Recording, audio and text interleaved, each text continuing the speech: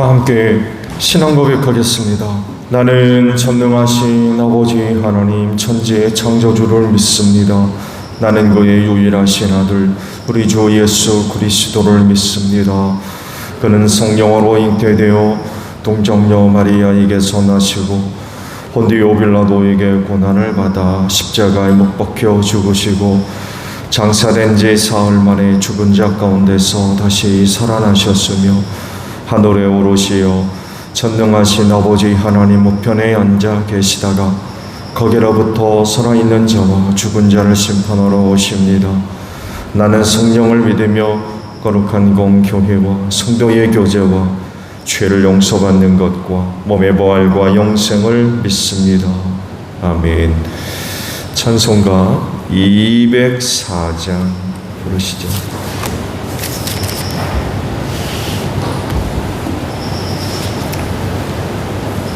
(204장) 부르시고 말씀을 봅니다.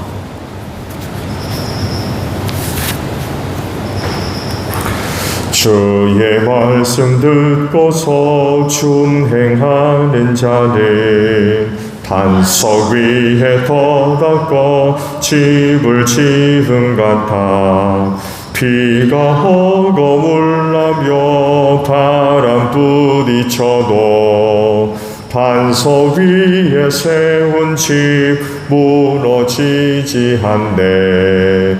잘 짓고 잘 짓세 우리 집 잘 짓세 만세 반석 위에다 우리 집 잘 짓세 주의 말씀 듣고도 행치 않는 자는 모래 위에 터닫고 집을 지은 같아 비가 오고 물나며 바람 부딪힐 때 모래 위에 세운 집 그게 무너지네. 잘 짓고 잘 짓세 우리 집 잘 짓세 만세 반석 위에다 우리 집 잘 짓세 세상 모든 사람들 집을 짓는 자니 반석 위가 아니면 모래 위에 짓네. 우리 구주 오셔서 지은 상을 줄 때 세운 공로 따라서 영영상 뭘 주리. 잘 짓고 잘 짓세 우리 집 잘 짓세 만세 반석 위에다 우리 집 잘 짓세. 말씀을 봅니다. 사사기 4장 1절로 10절까지 있는 말씀입니다. 사사기 4장 1절에서 10절까지 말씀입니다. 에훗이 죽은 뒤에 이스라엘 자손은 다시 주님께서 보시는 앞에서 악한 일을 저질렀다. 그래서 주님께서는 하솔을 다스리는 가나안 왕 야빈의 손에 그들을 내주셨다. 그의 군 지휘관은 이방인의 땅 하롯셋에 사는 시스라였다. 야빈은 철병거 900대를 가지고 있었으며 20년 동안 이스라엘 자손을 심하게 억압하였다. 그래서 이스라엘 자손은 주님께 울부짖었다. 그때 이스라엘의 사사는 랍비돗의 아내인 예언자 드보라였다. 그가 에브라임 산간 지방인 라마와 베델 사이에 있는 드보라의 청려나무 아래에 앉아 있으면 이스라엘 자손은 그에게 나와 재판을 받곤 하였다. 하루는 드보라가 사람을 보내어 납달리의 게데스에서 아비노암의 아들 바락을 불러다가 그에게 말하였다. 주 이스라엘의 하나님이 분명히 이렇게 명하셨습니다. 너는 납달리 지파와 스불론 지파에서 10,000명을 이끌고 다볼산으로 가거라. 야빈의 지휘관인 시스라와 그의 철병거와 그 많은 군대를 기손 강가로 끌어들여 너희 손에 넘겨주겠다. 바락이 드보라에게 대답하였다. 그대가 나와 함께 가면 나도 가겠지만 그대가 나와 함께 가지 않으면 나도 가지 않겠소. 그러자 드보라는 내가 반드시 장군님과 함께 가겠습니다. 그러나 주님께서 시스라를 한 여자의 손에 내주실 것이니 장군께서는 이번에 가는 길에서는 영광을 얻지 못할 것입니다 하고 일어나 바락과 함께 게데스로 갔다. 바락이 스불론과 납달리 지파를 게데스로 불러 모았다. 바락이 10,000명의 군사를 이끌고 쳐올러 갔고 드보라도 그와 함께 떠났다. 아멘. 오늘 아침에는요 6절에 있는 말씀을 함께 나눠보자 합니다. 6절 중반절에 있는 말씀이에요. 주 이스라엘의 하나님이 분명히 이렇게 명하셨습니다 라는 말씀입니다. 분명히 이렇게 하나님께서 말씀하셨으면 분명히 어떻게 해야 되겠어요? 듣고 순종해야 되죠. 청종이라고 하죠. 청종해야 돼요. 하나님 섬김에서 빠질 수 없는 게 있죠. 순종입니다. 왜냐하면 그 순종하는 것이 곧 하나님을 사랑하는 것이기 때문에 그렇죠. 예수님도 그런 말씀하죠. 하나님 사랑하는 게 뭐냐? 계명을 지키는 거라고 했어요. 순종하는 거라고.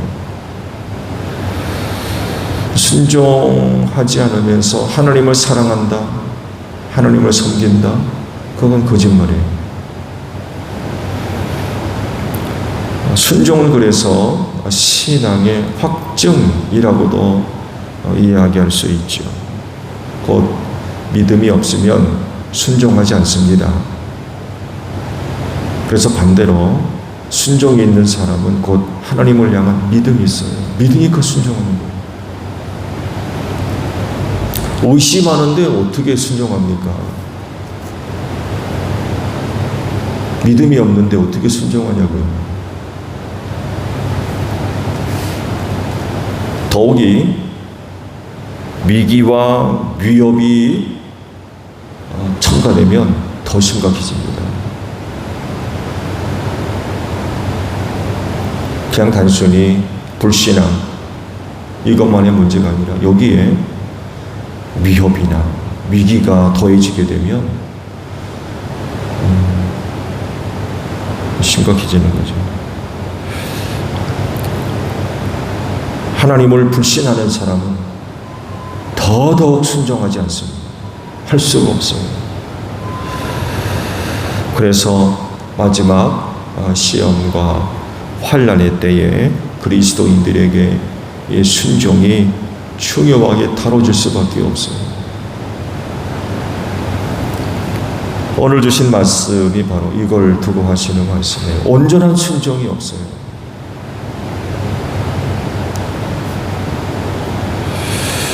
예언자 사사 드보라에 대한 그런 그 말씀이죠. 에훗이 죽자 이스라엘 백성들이 또 타락하죠. 그래서 야빈에게 넘겨줬다고 그러죠. 20년 동안 심하게 압제를 받아가지고 너무나도 심하게 압제하니까 그제서야 또 이스라엘 백성들이 하나님 살려주세요. 또 이제 그런 거죠. 이 이스라엘 백성들을 구원하는데 이제 여자 예언자 드보라를 이제 선택하셔서 이스라엘을 구원 이제 하시려고 하신 거죠. 그러면서 야빈을 심판할 계획과 방법을 드보라에게 자세하게 일러 주셨어요. 그래서 이제 부름받은 사람이 또 바락입니다. 드보라는 자기에게 하나님께서 분명하게 말씀하신 여러 가지 내용들을 바락을 불러다가 얘기해 줬어요. 이렇게 해야 된다. 근데 바락의 반응이 신통치 않아요. 뭐라고 합니까? 예, 알겠습니다. 선지자님, 예언자님, 하나님께서 말씀하신 대로 제가 순종해서 그렇게 하겠습니다 라고 하지 않고 대뜸 한다는 얘기가 뭐라고 얘기해요? 당신이 가지 않으면 나 안 갑니다. 이건 무슨 얘기예요? 드보라에게 임한 하나님의 말씀을 의심하는 거예요. 안 믿겠다는 거죠. 당신이 가야 내가 좀 어떻게 움직이지? 안 가면 나 안 가겠다. 자기에게 지금 하는 드보라 이야기를 안 믿는 거예요. 믿으면 알겠습니다 라고 해서 준비를 했을 거예요. 근데 이런 얘기 한다는 건 지금 드보라가 하는 이야기, 당신이 지금 하나님으로부터 말씀 들었다는 그거 나 못 믿겠다고, 이런 얘기입니다. 그러자 드보라가 대뜸 얘기를 더 하죠. 이번 전쟁에서는 당신 영광 못 받습니다. 시스라를 한 여인의 손에 넘겨줄 겁니다. 바람, 네가 이 문제를 해결 못할 거야. 이 문제는 다른 여자, 네가 아니라 다른 여자가 해결할 거야. 그런 얘기예요. 그러니까 그 부름을, 그 싸움을 위해 준비하고 전쟁터에 나가는데 정작 문제에게는 다른 사람도 아닌 누구도 모르는데 여자가 간다는 거예요. 이건요, 오늘날에 와서는 좀 상당히 좀 문제가 될 수 있는 그런 얘기가 될 수 있습니다만 해도 바락이 수치를 당할 거란 얘기예요. 부끄러움을 당할 거다. 여자가 해결했으니까. 이런 의미가 담겨져 있어요.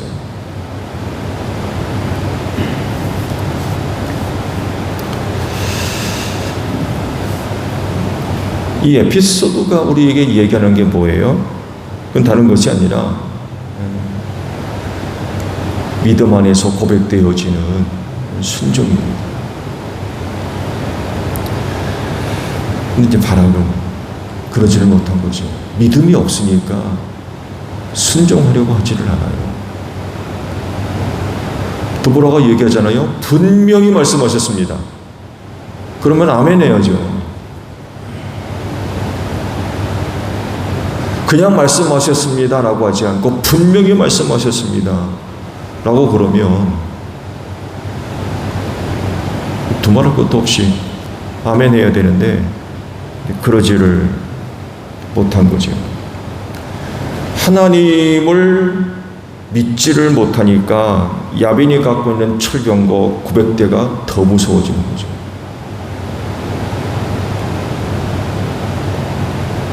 하나님이 그를 네 손에 넘겨줄 거야. 너 군대 준비해서 나가. 예, 알겠습니다. 그러면 철병거 900대 무서워 않을 겁니다. 왜? 하나님이 넘겨준 건 줄 거라고 그러셨으니까 이건 뭐 그 전쟁에서 승리는 뭐 다른 당상이죠. 근데 믿음이 없으니까 야벤의 철병거 900대가 무서운 거예요. 더 무서운 거예요. 더 무서워집니다.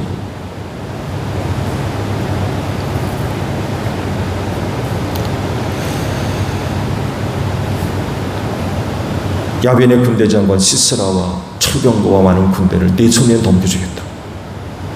야손강가에서, 기손강에서 멸하겠다. 근데 믿지를 않는다. 사무엘상 15장에 있는 말씀을 보게 되면 순종의 중요함을 말씀을 하셨죠. 이제 사울에게 어느 것 하나라도 남기지 말고 다 쓸어버려야 된다라고 했는데 좋은 것들을 제사 드린답시고 갖고 온 일이 있었잖아요. 그를 두고 사무엘 선지가 이런 말씀을 들려주죠. 주님께서 어느 것을 더 좋아하시겠습니까? 주님의 말씀에 순종하는 것이겠습니까? 아니면은 번제나 화목제를 드리는 것이겠습니까? 잘 들으십시오. 순종이 제사보다 낫고 말씀을 따르는 것이 순양의 기름보다 낫습니다. 거역하는 것은 점을 치는 죄와 같고 거집을 부리는 것은 우상을 섬기는 죄와 같습니다. 이런 얘기를 해요. 순종의 중요성을 이렇게 표현을 하셨죠. 결국 버림받죠. 사울이 버림받아.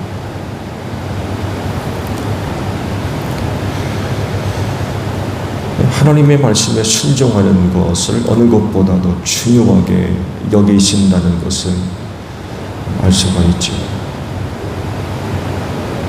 그건 신앙의 증거가 되기 때문에 그렇습니다. 믿음의 증거, 그 믿음을 확증하는 것입니다.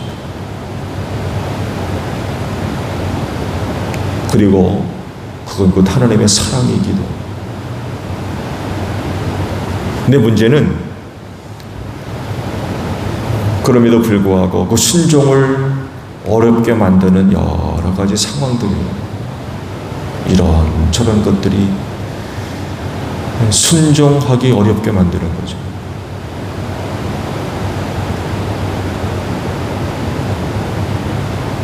뿐만 아니라 딴 생각을 자꾸 가져다 주죠.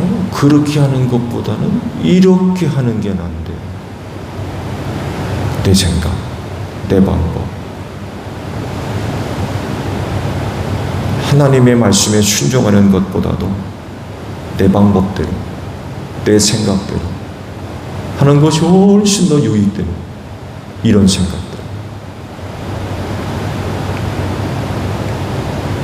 말씀을 드린 대로 주님 오실 날이 점점 다가오고 있는 세대 안에서 순종하는 일들이 어려워지고 있어요. 힘들어지고. 그건 곧 고난이나 여러 가지 어려운 일들을 각오하게 만드는 그런 것들이. 그러다 보니까 순종하는 모습들이 점점 줄어들고 있는 거죠. 그렇지만 그럼에도 불구하고 여전히 하나님은 우리에게 순종을 요구하십니다. 그것이 곧 믿음의 확증이 되기 때문에 그래요. 오늘도 하루의 삶이 순종하는 삶이 되어주시기를 바랍니다. 더 유익해 보이고 그런 것이 있다 할지라도 순종해야 돼요. 그 순종을 통해서 하나님의 영광 받으시고 뜻을 이루어 갈 수 있기 때문에 그렇습니다. 오늘도 주님께 순종할 수 있는 여러분들이 되시기를 바랍니다. 주기도문 하겠습니다. 하늘에 계신 우리 아버지, 아버지의 이름을 거룩하게 하시며 아버지의 나라가 오게 하시며 아버지의 뜻이 하늘에서와 같이 땅에서도 이루어지게 하소서. 오늘 우리에게 용할 양식을 주시고 우리가 우리에게 잘못한 사람을 용서하여 준 것 같이 우리 죄를 용서하여 주시고 우리를 시험에 빠지지 않게 하시고 악에서 구하소서. 나라와 권능과 영광이 영원히 아버지의 것입니다. 아멘. 기도하겠습니다.